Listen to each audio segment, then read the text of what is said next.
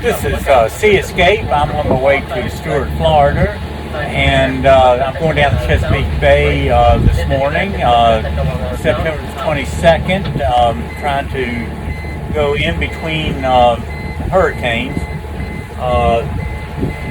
That was my AIS. It detected there was beeping that detected a ship. Let's see, okay. We're all right now. That alarm goes off when a ship is approaching. That's on my chart plotter. Going down the Chesapeake Bay and headed to Stuart, Florida. Have two options: to go on the outside or the inside down the Intercoastal, or a combination of both. I prefer, if it's calm like it is now, to go on the outside because it's a lot easier. You don't have bridges and a lot of other people and shallow water, and so I just play it by ear and check my weather. And usually I do 1 or 2 days out, or maybe just one overnight, and I either stay out or go into a major ocean inlet like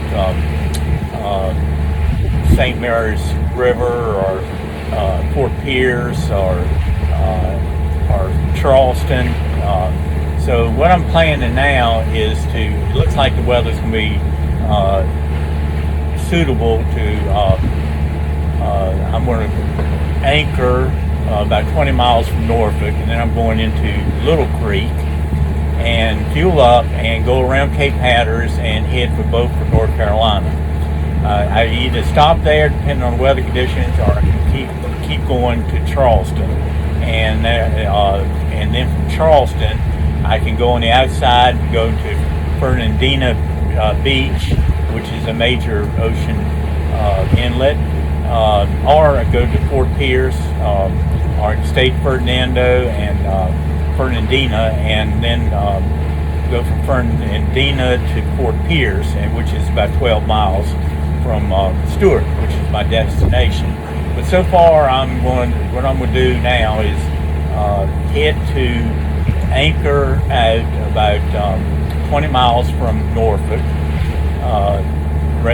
probably at dusk, and then get up tomorrow morning and go to Little Creek, which is at the mouth of the Chesapeake Bay, where it meets the Atlantic Ocean, and continue going around Cape Hatteras until I get to Beaufort, and then I'll decide then. So that's my plan, and that's what we'll do.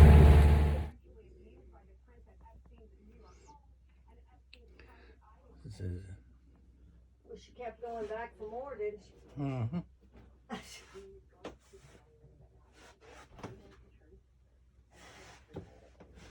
Well, I said, why did she keep going everything then? Being available. Did you take your medicine? Yes, I did. Oh, you did? I'm dressing.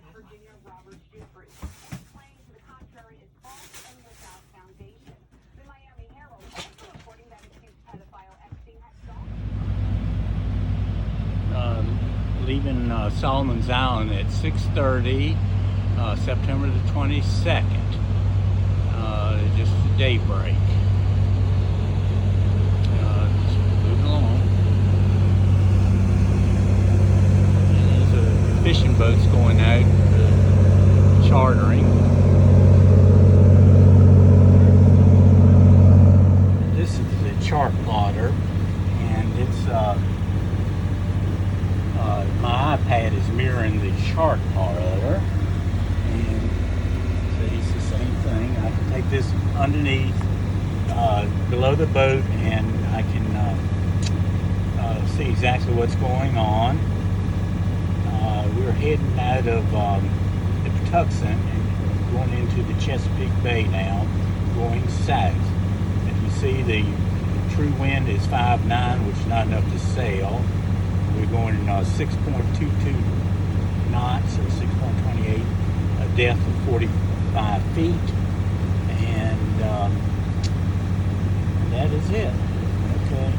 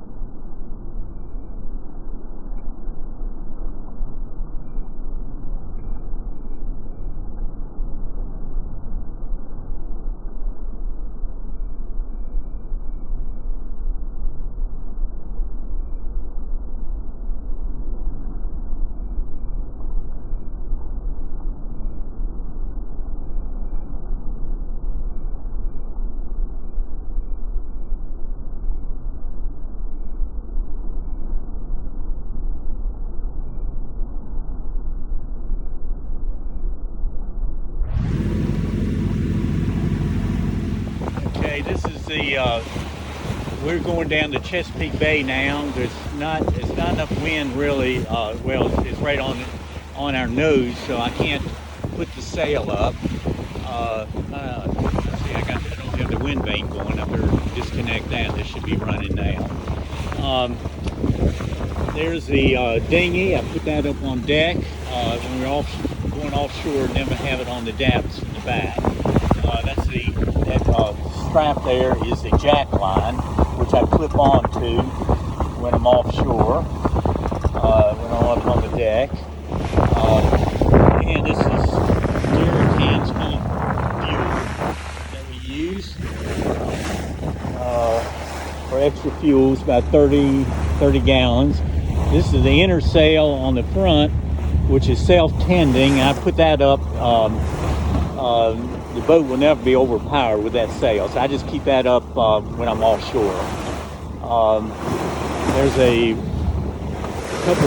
barge with a tugboat with a barge on it coming toward us, and there's one going. So we got a little bit of activity here.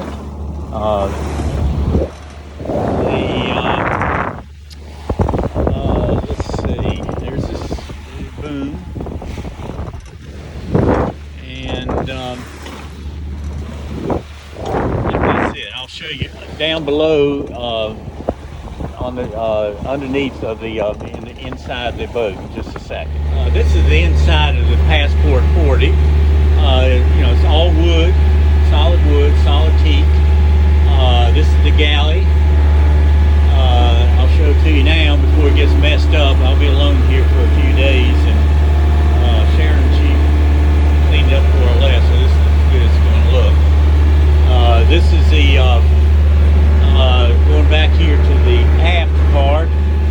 There's a head right there that I use while I'm out at sea. It's an electric head,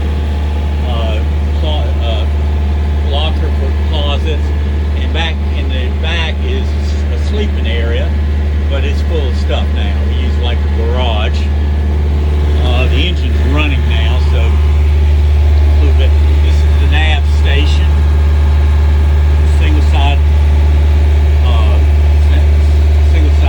sideband radio. And this is the main salon, and this table folds out, and it seats about 6 to 8 people in here. That's looking at through the full length of the settees on the side here also. And going back, this is a Pullman's berth.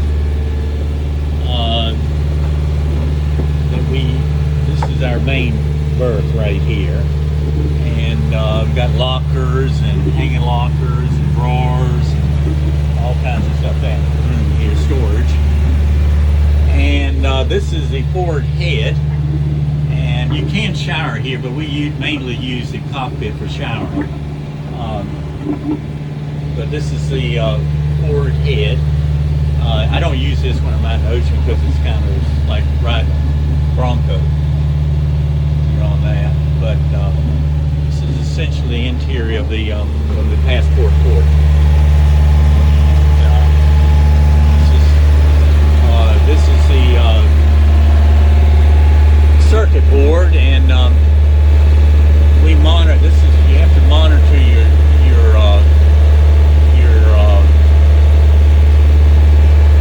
electricity, how much you're using. That's very important while you're away. And that's about it. This is a sailboat that's going downwind. We use his sails. It's a pretty nice day if you're going in his direction. It's a pretty nice sail. And that boat there was detected on my AIS. You can see it right here on the chart plotter. Right, the red triangle is that boat there. It turns red when you get close, and it actually tell you when if you're going to collide, and the direction and the name of the boat and the speed it's going and all. The little green triangle going north is me, and that red triangle is that sailboat that just came by. So this is particularly helpful at night because you can really see the traffic. All commercial traffic has AIS, and most private craft now have it also. It's very nice to have that.